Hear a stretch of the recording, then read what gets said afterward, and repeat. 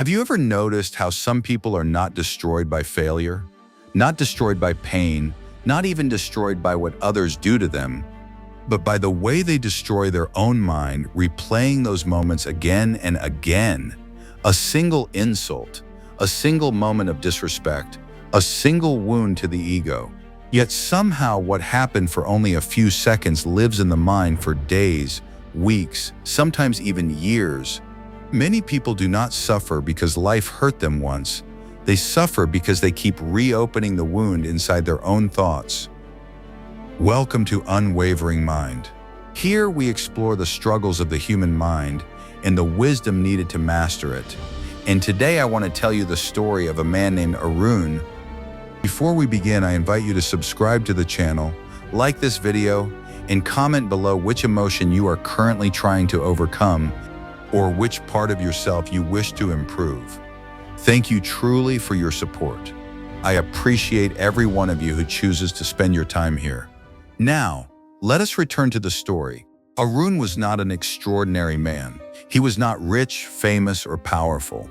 He was simply a hard-working husband, a loving father, and a man who carried himself with humility, like many of us try to do every day. He was the kind of man many respected because he was honest, disciplined, and quiet in nature. Every morning, he kissed his wife, said goodbye, and left for work with one purpose in his heart: to provide a better life for the people he loved. But life does not stay peaceful forever, right? Just as seasons change, so do circumstances. Anyone can appear calm when life is easy. Anyone can seem strong when nothing is testing them. But true character is revealed only when hardship arrives. And that one ordinary Tuesday, hardship arrived. Arun had always been one of the strongest performers in his office. His work was respected, and his discipline was admired by everyone around him. But as many people know, in the workplace, competence often attracts silent jealousy. And perhaps some of you listening have experienced this yourselves. Sometimes people do not celebrate your discipline. They wait quietly for your mistake. They wait for the day you slip, so they can remind you that you are not above them. And in the corporate world, how often does this happen? How often do people smile in front of you, yet silently wait for your downfall behind your back? That afternoon, during an important meeting, Arun presented his team's report to management. Everything seemed normal until a minor issue was found in one section of the work. Before Arun could explain himself, his manager looked at him and said in a cold voice, "Arun, I thought someone with your standards would have caught that." The room fell silent, and Arun froze. He did not know how to react, so he stayed quiet. But inside, his chest tightened, his face burned, and his heart pounded heavily against his ribs. The manager moved on within seconds, and then the meeting continued. Everyone else forgot and carried on with their day. But Arun, he could not. Because that is how the mind works sometimes, isn't it?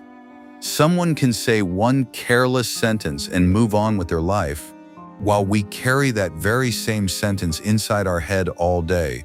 And tell me honestly, how many people have had their entire peace ruined by someone who is not even thinking about them anymore? Perhaps it was a stranger in traffic, a rude coworker, or maybe just a random insult from someone who means absolutely nothing in your life. Yet somehow, we replay it again and again as if that one moment defines who we are. That night, Arun lay in bed beside his wife, staring at the ceiling. But sleep would not come. His mind kept replaying the moment again and again, like a tape recorder that refused to stop. His manager's words echoed endlessly in his mind. "For someone who acts so competent, this is disappointing. I expected better from you." He imagined what he should have said back. He imagined embarrassing his manager in return. He imagined proving everyone wrong. But no matter how many times he replayed it in his mind, the moment never changed. And many people fail to understand this. You see, the body does not know the difference between real pain and remembered pain. Every time Arun replayed that insult in his mind, his body reacted as if it were happening all over again. His heart raced, Stress flooded through his system, his muscles tightened, and slowly his sleep began to disappear. That one insult had become poison inside his own body, and slowly the poison of those thoughts followed him home. The next day at work, his concentration vanished. He stared at emails without focus. He reread simple tasks again and again, and the very fear inside his mind was beginning to create the reality he feared. His wife noticed first. His smile faded, his warmth disappeared. Even when sitting beside his family, his mind felt far away, as if he had lost himself somewhere deep within his own thoughts. That same evening, his child ran toward him smiling, holding a drawing in tiny hands. "Daddy, look what I made." But Arun, lost in thought and drowning in frustration, snapped without thinking, "Not now, darling." There was pin-drop silence. The child's smile disappeared instantly. Slowly, the drawing lowered, and without saying a word, the child turned and walked away quietly. Arun sat frozen. His wife looked at him with pain in her eyes and softly asked, "Are you okay, Arun?" And if we are honest, how many of us have done this before? How many times has the pain given to us by the world been passed down to those who never hurt us? How often do we bleed on people who never cut us?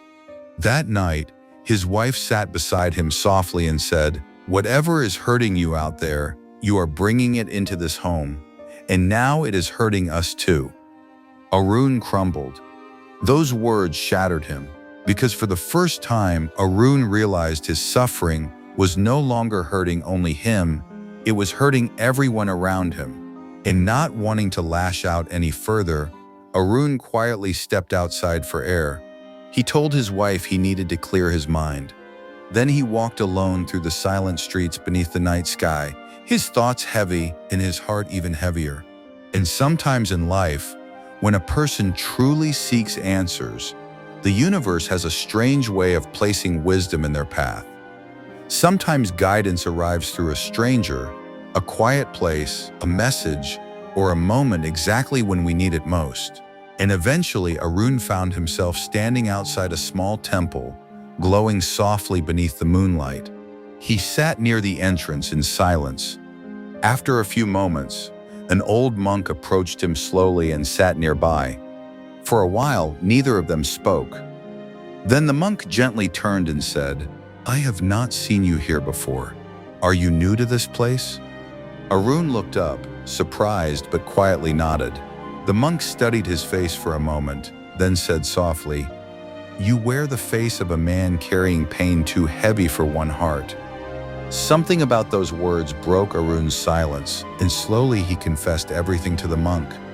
The humiliation, the anger, the endless thoughts, the pain he could not let go of.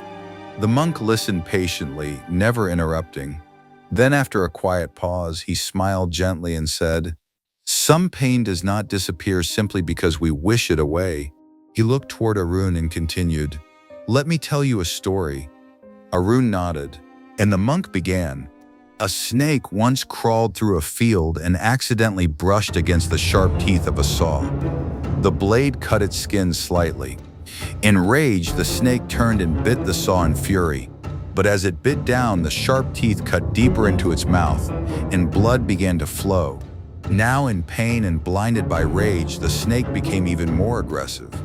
Believing the saw was attacking it, it wrapped its entire body around the blade and squeezed with all its strength, trying to destroy what had hurt it. But the harder it squeezed, the deeper the blade tore into its flesh. And by the next morning, the snake lay dead, destroyed not by the saw, but by its own uncontrolled anger. The monk looked at Arun and asked, "Tell me, what truly killed the snake? The saw or its own rage?" Arun sat speechless. And now let me ask you the very same question. How many people have destroyed themselves more with their anger than the original wound ever could have? How many people have suffered more from their reaction than from the event itself? The monk then said softly, "The saw wounded the snake just once, but the snake's anger wounded it 1,000 more times." At that moment, Arun felt his chest tighten. Because suddenly he understood. His manager had insulted him once, only once.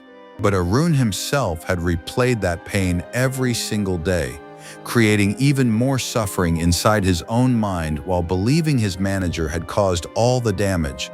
He had destroyed his sleep, ruined his focus, damaged his peace, and hurt his family, all because he kept squeezing tighter around the wound. The monk looked at him gently. "The world will not stop testing you, Arun. People will not stop being rude. Some will insult you, some will disrespect you, some will provoke you simply because they can. The world may never change, but your peace begins the day you realize the only thing you can control is how you respond." That night, Arun realized something important. But healing was not instant, because healing never is it? The very next day, his anger returned, his thoughts returned, the pain returned, and each time it did, Arun grew frustrated with himself. But then he would remember the monk and the story of the snake, and quietly he whispered to himself, "The saw wounded me once. I will not wound myself again." Some days he succeeded, some days he failed, and strangely enough, when he began trying to change, life seemed to test him even more. New frustrations appeared, more difficult people appeared, greater annoyances came his way. Because often when we choose growth, life tests whether we truly learn the lesson or merely like the idea of it. And many times Arun stumbled.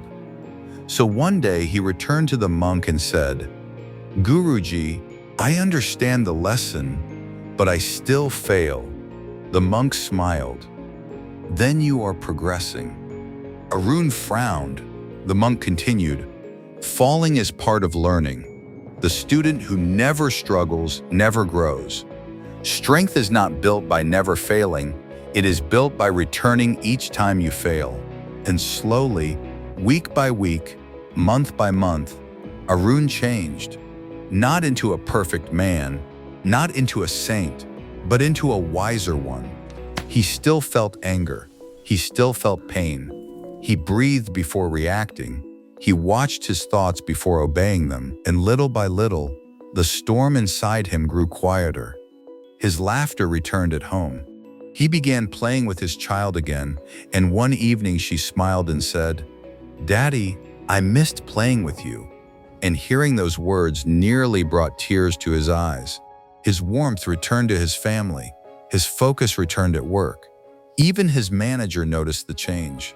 And deep down, his manager began to realize that despite all the pressure he had placed on Arun, Arun had responded with calm instead of resentment, and over time, even his manager softened in the way he treated others.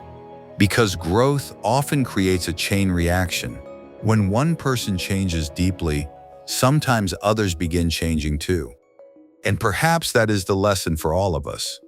The world may never stop hurting you. People may never stop testing you. Life may never stop being unfair. But suffering becomes destruction only when you keep reopening the wound yourself. Pain is inevitable, but self-destruction is a choice. So if someone has hurt you, if someone's words still live inside your mind, ask yourself honestly, are you healing your wound, or are you becoming the snake? And if you stayed with me until this very end, then perhaps something inside you is seeking change. Because not everyone stays this long unless they truly wish to grow. So if this story spoke to you today, let me know in the comments if you have ever struggled with holding on to anger longer than you should. And if there is a topic or struggle you would like me to cover in a future story, share that below as well. I read every comment. If you know someone who needs this message, share this story with them. Subscribe to Unwavering Mind for more stories and wisdom like this. And remember, peace does not come when the world stops hurting you. Peace comes when you stop hurting yourself over what the world has done.